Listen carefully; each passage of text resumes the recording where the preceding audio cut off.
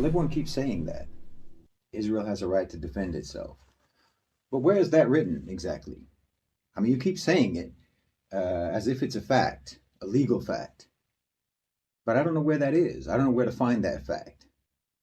I mean, I know where it is, where it's written that the Palestinians have a right to resist occupation, even by armed struggle. I know where that is. I can show you in your own laws where that is. But where is this so-called legal right of an occupation to defend against the legal resistance of the occupied? Where is the right to defend occupation? That's what I want to know. And don't try to tell me that Gaza is not occupied. Israel controls the borders. They control sea access. They control the airspace. They decide how much food they can even have, how much water, whether they can have fuel, whether or not they can even turn the lights on in their own homes. Israel decides all of that. They decide whether or not they have internet access. I don't know how much more occupied you can be. It's as occupied as a concentration camp. Even when Israel tries to claim that it has the right to do what they're doing in Gaza, they cite the rules around non-international conflicts, meaning they do not consider Gaza to be a separate independent territory. It's occupied territory, and they know it. And even the arguments that they use to claim that it isn't occupied territory prove that it is. So again, where is this right to defend occupation against the resistance that is legally approved by international law? Why, the moment you call resistance against occupation terrorism, and you say that occupiers have a right to defend their occupation against resistance, you are declaring yourself to be lawless. You are completely contradicting international law, your law, the law that you claim to be supreme in the world, and you declare your right to be lawless. Israel is an outlaw country, and the United States is an outlaw country. You can't talk about the rule of law unless you mean the law of the jungle. The West can't talk about the rule of law unless they mean the law of the jungle. And in that, at least they are consistent. The U.S. is consistent in its contempt for international law.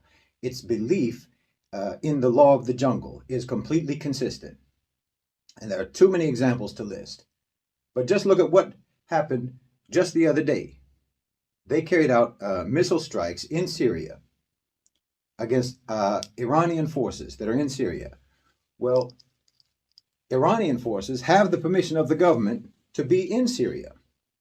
The Syrian government, the government in Syria that is acknowledged and recognized as the government according to international law. They have permission to be there. The United States forces don't have permission to be there. They are there illegally, according to your law. So any force that's in Syria who has the right to be in Syria also has the right to resist and to fight against the American forces who are not allowed to be there, and that's the law. But what did the U.S. say? They said that they attacked the Iranian forces in Syria in self-defense. So again, you are upholding the right of those who are breaking the law to defend themselves against those who are following and enforcing the law. It's criminal, according to your law. I can show you where the Syrians have a right in your law to fight illegally invading American forces. I can show you where the Palestinians have the right to fight Israeli occupation in your law.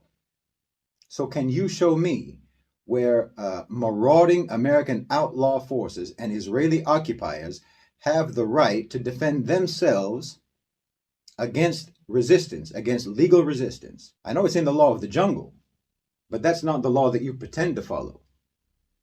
Every time you preach about the rule of law, you're not talking about the rule of the law of the jungle. Well, the White House put out a statement yesterday that said that as far as they were concerned, Israel should have no red line, no accountability.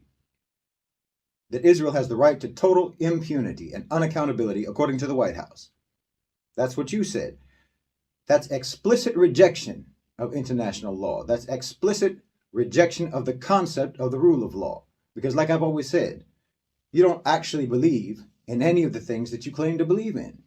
You believe in power and you believe in brutality, and you always have. Israel bombed that hospital, and we all know it. And if you were somehow in doubt about it, well, they bombed another one last night, and they've done it before. This isn't something that's new. You know, you've got American warships over there now, and you better be careful because they might just bomb one of your own ships just to blame it on Hamas. Because, yes, that's also something that they've done before. And if you don't know, look it up. The USS Liberty. Everyone in the world knows that the Israelis do not follow any rules of war. And we all know that the United States doesn't follow any rules of war either.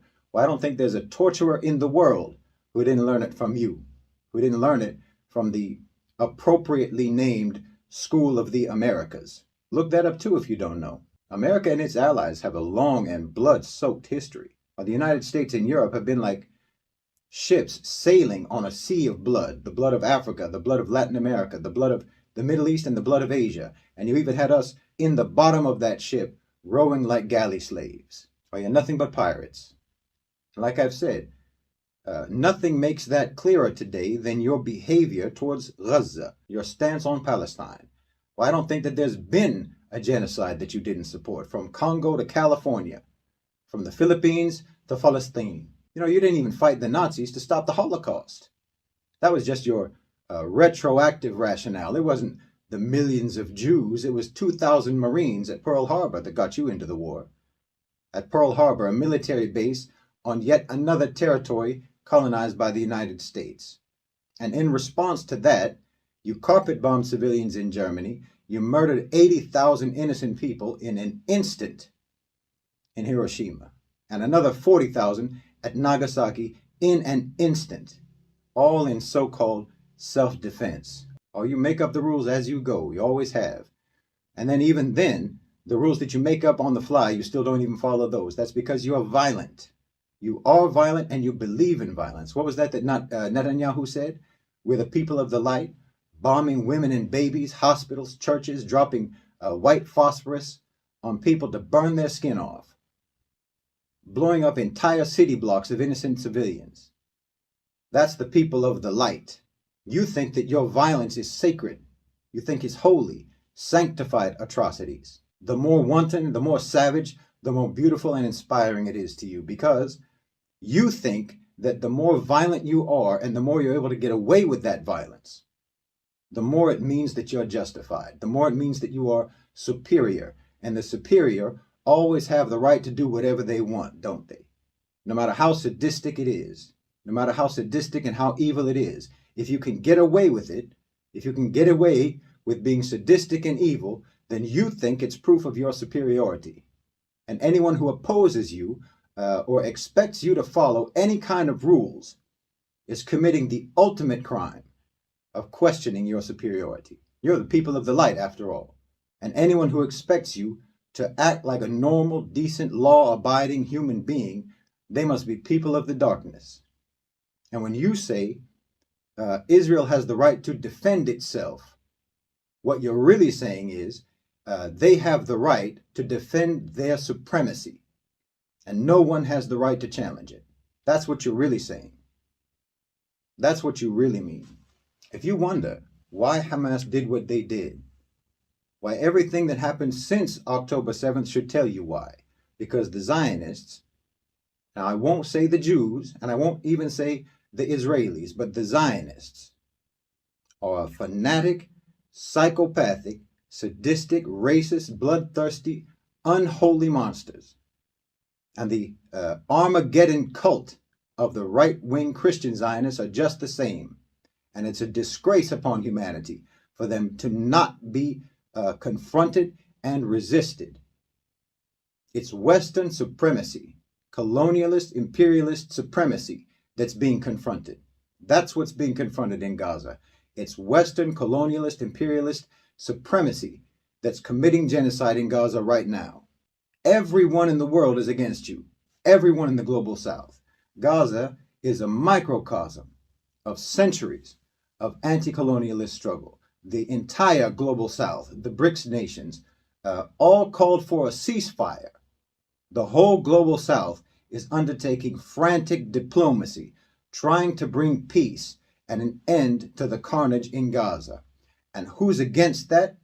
The West, as always. America tells everyone, don't escalate. Meanwhile, they're sending warships and they're sending special forces to Israel. They say, don't escalate, while they are escalating. I'm telling you, this is a showdown now. It's a showdown. Not between Hamas and the Israelis, not between Palestine and Israel, not between the Arabs and the Jews or the Muslims and the Jews. It's a showdown between savage Western supremacy and the civilized world, because you wanted to pivot to the global South. You wanted to transition the global economy, but you're sick. You're power mad. You can't stand for anyone to be genuinely free from your control. Just like, you so-called abolished slavery in America, but you still wanted to be able to put black toddlers on leashes and send them into swamps to attract alligators for you to hunt. Never mind if those babies got devoured in the process. Yes, you did that. And you're exactly the same right now today. Anyone's freedom anywhere is a threat to your supremacy everywhere. You reserve the right to be brutal and vicious as a God-given entitlement. It's a truth that you hold to be self-evident. Every generation in the West always says that they're different. They always say that they've changed, that they're not like their forefathers. But they do all the same things all over again every time. There's no change. They've never changed. Maybe you're a Westerner now, and you're horrified by the things that your society did in the past. But you're doing the same things now and it doesn't horrify you. You can see all those old pictures of people having picnics with their families in the American South, having sandwiches under the swinging bodies of black people who they just lynched. Maybe you see those pictures, this generation, you see those pictures and you're bewildered at how human beings could be so brutal. But right now, tonight, you're sitting in front of the television watching CNN and eating pizza, watching a genocide take place in Gaza. Well, you're no better than the generations before you. You're just the same. And your great-grandchildren are going to look back on your support for Israel just the same way that you look back on pictures of lynchings and those postcards of black babies being eaten by alligators in front of tourists. And they'll disavow you and your whole generation as evil and inhuman, just like you disavow those evil and inhuman generations before you. But just like you, they will only be disavowing the previous evil to obscure the evil that they will be doing in their generation, because you never change. But by that time, inshallah bi'idhnillah, your great-grandchildren's generation won't have any power.